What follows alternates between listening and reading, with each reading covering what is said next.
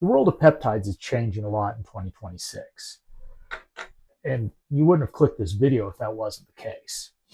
I mean, peptides have gone from just a small niche of biohackers and gym bros who are on gear to they're practically mainstream at this point. And there's a lot of factors that are driving this. Weight loss drugs like Ozempic and Zepbound are big factors in with official medical because doctors are prescribing that. However, at the same time, peptides like BPC 157 and TB 500 have built a cult following of enthusiastic users who they can't stop raving about how wonderful they are. And we've got fitness influencers now, like they discovered it, even though it's been around since, go back to the 2010s or so. And driving this change further is RFK. So back in the beginning, when the Trump campaign and all that stuff was going on, Trump made friends with RFK. And during that, peptides came up, and RFK indicated that he was in favor, that he thought what the FDA had done with peptides was wrong and that he was going to fix it.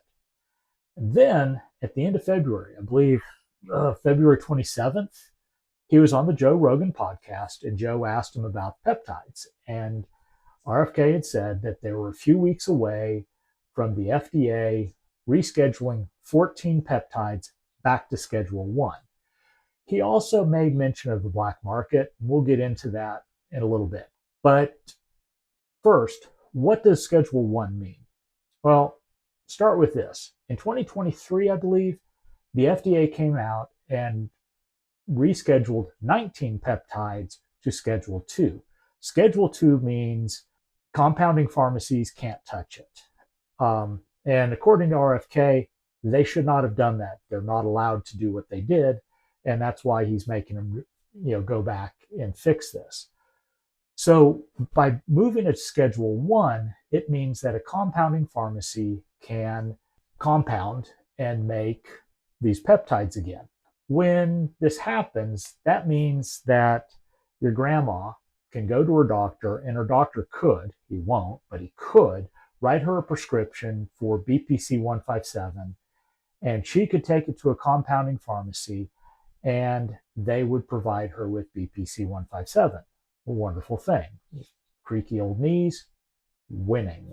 This is wonderful because there's a lot of people who aren't silly and ride motorcycles through Dallas traffic who would never, ever touch a peptide unless a doctor told them it was okay and that peptide came from a legitimate official looking place like a compounding pharmacy. And from my perspective, we need this because my experience with peptides has been amazing. And I would love this to be available. I have a person in my gym. I wish she would use it because she's on her way to knee replacement surgery. My experience, I was on my way to knee replacement surgery. You can go back and watch all my old videos. Yes, please do that. At this point, there is no knee replacement surgery on the table for me. BPC has fixed it, along with doing physical therapy and other smart things. But a lot of it was BPC has helped me a lot. So by the FDA fixing this situation, these more risk adverse people will gain access to these wonderful peptides. On that whole black market thing, the fear right now is that the FDA is going to crack down on research use only sellers. And honestly, I don't know. That's not what he said. He talked about the fact that when the FDA rescheduled the peptides to Schedule 2, they effectively drove everybody to the black market. I call it the gray market. He called it the black market. Potato, same thing. Can they crack down on it? Yes, legally, absolutely. And the bad thing is a lot of these research use only places are being stupid and flagrant.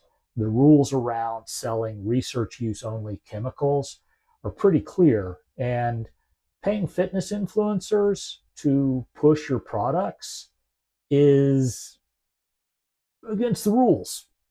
there's no gray there. It's don't do that. Quit it. You know, there's other things they're doing. We'll get, go in that. Now, I hope there isn't a crackdown, and I hope they just leave things alone and just bring back the compounding pharmacies to create more market competition and increase the access to these wonderful things. Hope isn't a plan. If I was running a research use only site, a couple of actions I'd take. First off is kill any social media marketing that you're doing. Don't do that. You're not allowed to do that. Not that way. Also, on your website, you should not be selling bacteriostatic water or the syringes and other stuff related to turning your lyophilized powder into an injectable solution, because at that point you're now selling it for the purpose of injecting. And that's against the rules. Don't do that. The last piece is, and this is kind of rough, and especially it'd be a pain in the ass for me, but it'd be worth it, is you need to make the customers should at least pretend that they're not going to inject it into themselves. Make them at least pretend to be a lab.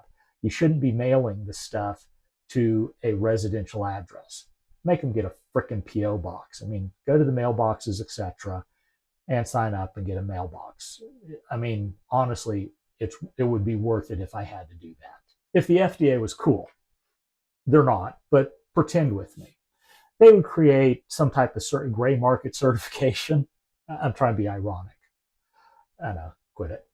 But here's the things that I think that the FDA could do that would be useful and actually further improve the situation for everybody. First would be make the research use only sellers disclose where they're getting their products from. And I mean the full, this is the name of the lab, this is their website or physical address or whatever, and whether or not that lab is FDA inspected. Be a cool thing to do. Make sure you have batch numbers on your every vial so that you can actually tell that, okay, this is the batch, because that ties it to the Certificate of Authenticity, COA, which is basically the lab report that tells you the purity, how much peptide is actually in that 10 milligram vial or however big the vial is, heavy metal content, and I forget the other thing, but there's it gives you a report of whether or not this peptide's any good, whether or not you should use it or not. Have that stuff so that you can actually go to the lab that did the test, and it's not just some gym bro with Adobe Acrobat whipping up PDFs to pretend, or just copying the PDF from the good batch that he got, and he just keeps reusing it and just edits out the batch number, right? But here's the thing: there's a lot of scaremongering that goes on out there. You get on X, people like, oh, the gray market, those Chinese labs selling this stuff, and it's like, slow down. Yes, there are scumbags out there, but in the age of most social media, you're going to get outed pretty quick. People talk. And if you're selling crap, people are going to find out about it. I will say, go to a website like Peptide Critic to look up who you're buying your stuff from and see what people are saying about the seller. It's just like a Google review. Kind of a funny note, I've yet to actually see anybody post up that, oh, I bought BPC 157 from this place and I injected it and I exploded with butt cancer or something like that. I've not seen it. Doesn't mean it hasn't happened, but given the way the environment is, if that was happening, the media would grab on it and they would pump that hard. Lilly, the big pharma companies, would be all over that. They'd love that. As a matter of fact, right now on X, this idiot quadrupled his dose of CJC and had an allergic reaction. No shit. And some people are like, oh, look, see, peptides are dangerous. It's like, no, the dude's an idiot. Look, if you're using peptides, you're doing some serious stuff. You need to pay attention to what you're injecting. He says that he got mixed up what peptide he was loading into his syringe. How do you do that? I mean, I have a very specific ritual I go through it. I mean ritual when I'm setting up to inject stuff. And I don't deviate from it because I'm injecting things in my body. You don't do this nonchalantly. You know, I may be kind of flippant, and sure, I ride motorcycles, and I'm not risk adverse, but you still manage the risk. You pay attention, you know. So that's a pain in the neck. But here's the thing, you know, one more thing though. I have actually, so the closest we have, and it's my experience, I bought from this place that since has changed their name, and they're still paying this CrossFit person to market their stuff. So I bought from them. Shitty customer service, just arcane, stupid, oh, we're trying to be sneaky about what we're doing approach to it. And when I finally got my BPC and injected it, nothing bad happened. As a matter of fact, nothing happened. The people who say that, oh, I tried BPC and nothing happened, they probably bought from these guys. It was inert. Since then, I've used 2 other sellers and have great customer service, fast shipping, and what I got is top notch. And another, I'm an idiot. I can't remember people's names. The YouTuber dude has big beard, awesome videos, love it. I'll put something when I edit so that you can go watch his video. He tested one of the places that I buy from, and he's like, the numbers, the lab results from theirs match like 5 other sellers, so he's getting them from the same place as these guys are. And it's like, yeah, okay, that's cool. But they said the tests were all good, good quality stuff. So winning. They try to scare you with, oh my God, this is Chinese peptides, blah, blah, blah. And I'm like, I hate to break it to you. Your amlodipine, your amoxicillin, whatever anti-inflammatory steroids that you get prescribed, all of that stuff is coming from China. As a matter of fact, it's going to come from the compounding pharmacy is going to be getting their ingredients from the same labs that the research use only sellers are buying from as well. Big piece is those labs that the compounding pharmacies buy from have to be FDA inspected, which goes back to what I was talking about earlier of, hey, disclose that I'm getting from a good place. The whole China thing is crap. Your iPhone, the iPhone that I'm recording this on, it came from China. My Mac came from China. America has been stupid and we've outsourced all of our stuff to China. So why you're complaining that your peptides come from China is beyond me. It's moronic. Like I just said, your compounding pharmacy is going to get their ingredients from those same labs. They're going to mark it up 500%. And all they're really going to do is they're going to reconstitute the lyophilized powder for you according to what the doctor directed. And, that's going to be the difference, really. And honestly, I don't know that them reconstituting it is really worth that markup. The math isn't that hard. So what's next? Well, I just be hopeful about the situation. My experience with peptides has been amazing. My lab tests, my athletic performance, the scale, just my general feeling, I feel good. And I feel like I'm healthier than I was than when I started using peptides. So my hope is that the FDA brings back the compounding pharmacies and they just leave the gray market alone.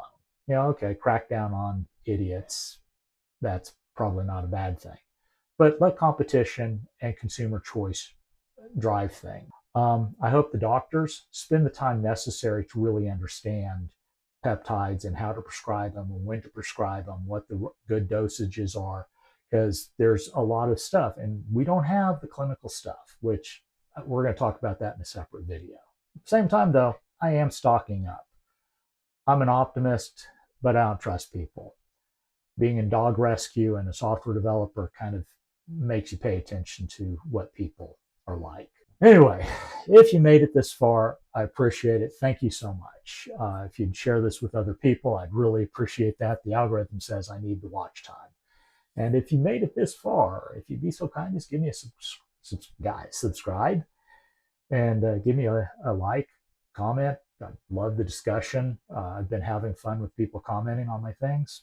So anyway, until next time, pretend I said something witty and interesting here, and have yourself a good evening.